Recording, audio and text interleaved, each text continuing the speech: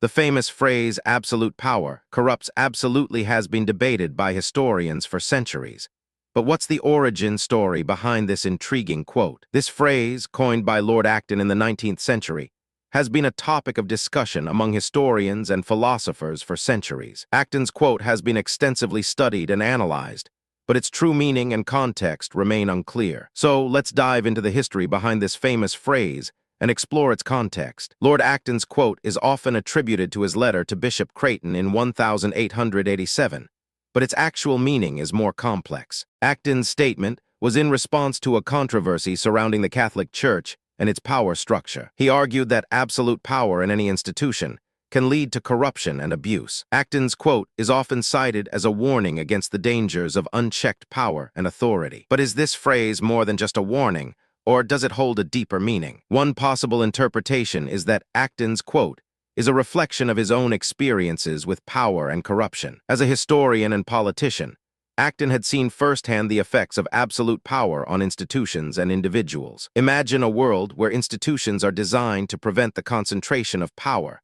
rather than enabling it. This is a key concept in Acton's quote, and one that has been explored by philosophers and historians for centuries. But what happens when institutions fail to prevent the concentration of power? In such cases, corruption and abuse often follow, leading to a breakdown in the social contract. Acton's quote highlights the importance of checks and balances in any institution. However, this concept is not unique to Acton's quote and can be seen in various forms throughout history. For example, the ancient Greeks developed the concept of checks and balances in their system of government. This idea was later adopted by the American founding fathers, who included it in the U.S. Constitution. But Acton's quote takes this concept a step further, warning against the dangers of absolute power. And then something unexpected happened.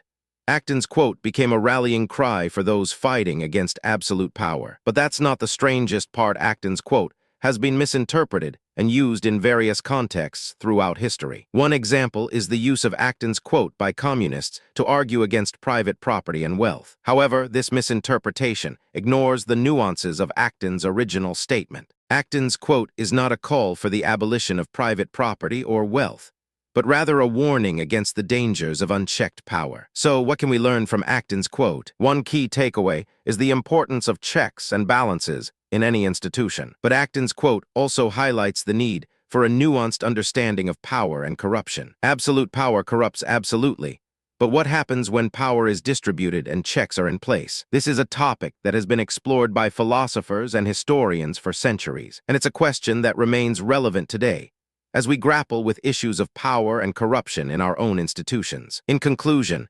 Acton's quote is more than just a warning against the dangers of absolute power. It's a reflection of his own experiences with power and corruption, and a call for a nuanced understanding of the complex relationships between power and corruption. And if you found this fascinating, subscribe for more incredible stories like this. Thanks for watching, and don't forget to like and comment below with your thoughts on Acton's quote. If you're interested in exploring more historical quotes and their context, be sure to subscribe and join our journey of discovery.